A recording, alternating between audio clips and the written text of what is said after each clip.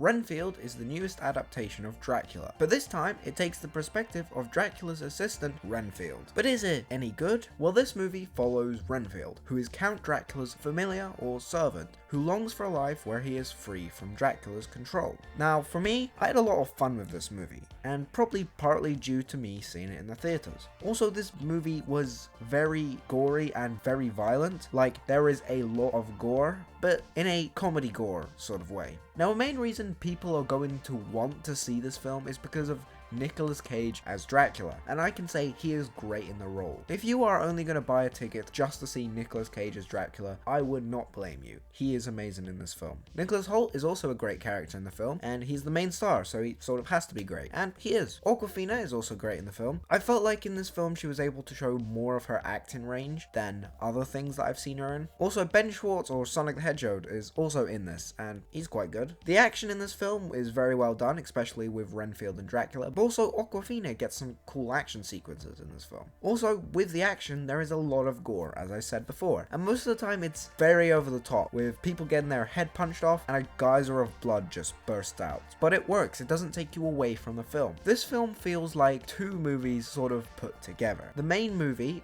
is Renfield and Dracula, and is the main hook of the film, the most interesting storyline, and is one I cared about the most. The other plot is with Awkwafina being this traffic cop that wants to do bigger investigations, such as with this crime family. Now, I don't really care about the storyline, and Awkwafina's character is at her best when she is on screen with Nicholas Holt's character. So the story with her being the cop and stuff, it didn't really land, and I wanted to see more of Nicholas Hoult and more of Nicolas Cage. Also, this film has an allegory of toxic relationships and codependency, which at the end of the film is very obvious and very put out there, but it's fine, it works. Now, if you're not into ultraviolet, campy horror comedies, then this isn't for you. But if you are, well, go and see it, and go and see it in theaters, because the experience of seeing a guy's arms being ripped off is way better seeing it on a bigger screen than just at home. I would rate it at 3.5 out of 5, but if you've seen it, what would you rate it? I've been Brammer, and I'll see you soon.